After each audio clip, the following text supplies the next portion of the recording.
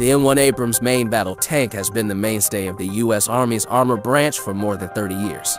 Heavily armored, powered by a gas turbine engine, and equipped with a powerful 120mm gun, the M1 has proven an adaptable tank capable of fighting from the rolling hills of southern Germany to the deserts of Iraq. And yet the tank appeared to be a failure at first, caught in a tug-of-war of competing, varied interests that threatened to sink the project completely.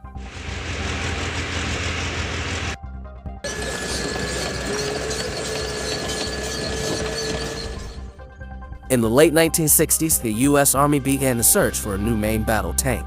The M48/M60 series of tanks had reached a design dead end, and the Army desired a clean sheet design to incorporate new technologies, including a gun-fired anti-tank missile. The Pentagon initially tried to cooperate with West Germany on a new tank, MBT-70, but the project was sunk by technical problems and cost overruns.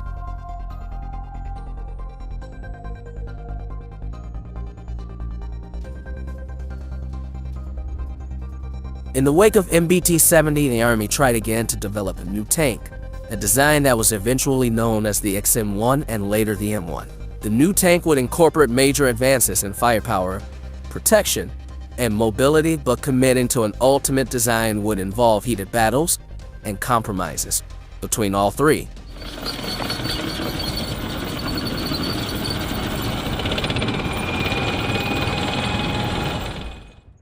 The heart of any tank's offensive firepower is the main gun. The Army had previously wanted to arm MBT-70 with a 152mm tank gun capable of firing both shells and the Shillelagh gun-launched anti-tank missile. Unfortunately, reliability problems doomed the Shillelagh and the Army to go back to conventional tank guns.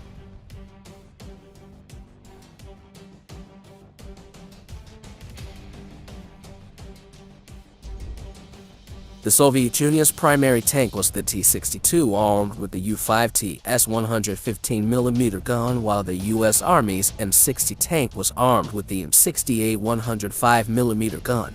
Although the Soviet gun was technically bigger, this did not particularly bother the U.S. Army, which preferred to stick with the 105 for the XM1. The Army's argument was that the 105's armor penetration qualities were still good enough and that the tank could store plenty of ammunition, 55 rounds of all types, inside the hull and turret. In a list of performance characteristics listed by the Army by priority, main gun killing power actually came third, behind armor protection and surveillance and target acquisition.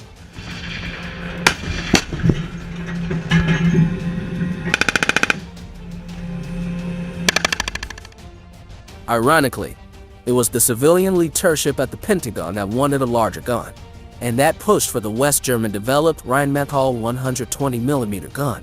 Although the gun would carry fewer, 40 rounds, it would future-proof the Abrams against future threats. The Pentagon was worried that newer Soviet tanks, including the 125mm armed T-64, would outclass the XM1 even as it entered production.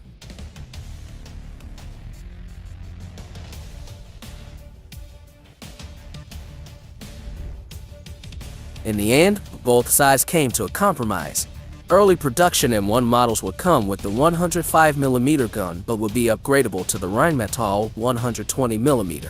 The next version of the tank, the M1A1, would be built at the factory with the bigger gun.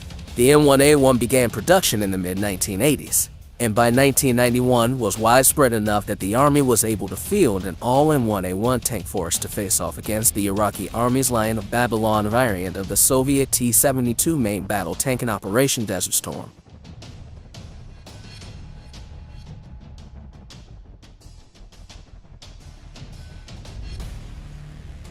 While the brass was satisfied with the smaller gun, it didn't want to compromise on armor protection.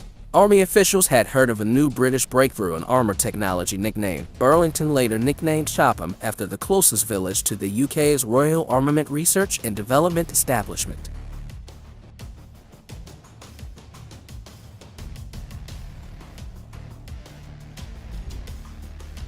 RARD had undertaken major research to defeat Shaped Charge Warheads, Common Handheld RPG-7 rocket-propelled grenade launcher, and Soviet anti-tank guided missiles. It had experimented with a variety of steels and ceramics. It even experimented with polypropylene plastic, which was found to have, pound for pound, greater protective powers than steel. Unfortunately, a pound of polypropylene was much larger by volume than a pound of steel, and the corresponding bulk made it impractical.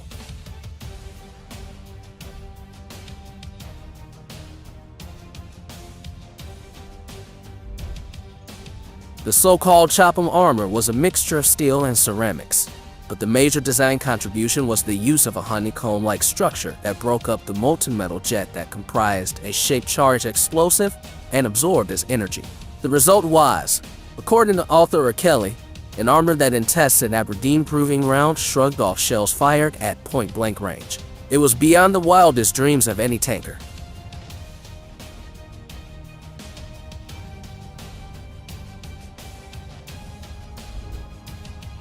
Army officials came away enthusiastic about the armor but faced considerable skepticism and pushback from the not-invented-here crowd. That was gradually overcome once those involved became aware of how incredibly effective it was. Another issue was engineering-related and much more serious.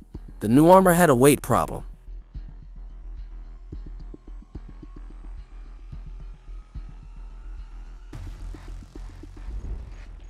Although chop-'em armor worked very well, fashioning a turret out of it would require the turret to be built of steel welded slabs, unlike the cast turret of the M60. This was not a problem and actually gave the tank a sleek, futuristic look. The problem was that properly armoring the XM1 would balloon the tank's weight up from the desired 35 to 40 tons to 52 tons. This in turn affected the vehicle's mobility, particularly its horsepower to ton weight ratio. The Army's dream of a lightweight, agile tank was being dashed by its armor requirements.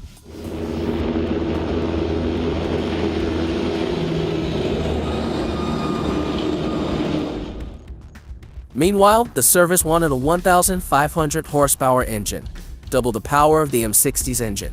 It tried two diesel engines, the Daimler-Benz diesel that powered the Leopard 2 and a homegrown diesel built by Teledyne Continental, but the third engine, a gas turbine adapted from aircraft use, unexpectedly gained favor. The gas turbine allowed for quicker startups, faster acceleration, ran without producing smoke, and most importantly was smaller and 3 tons lighter than its competitors, saving valuable weight. Although the gas turbine would require the Army to stock vast quantities of gasoline, in addition to diesel fuel, on the battlefield, the advantages of the turbine eventually won out.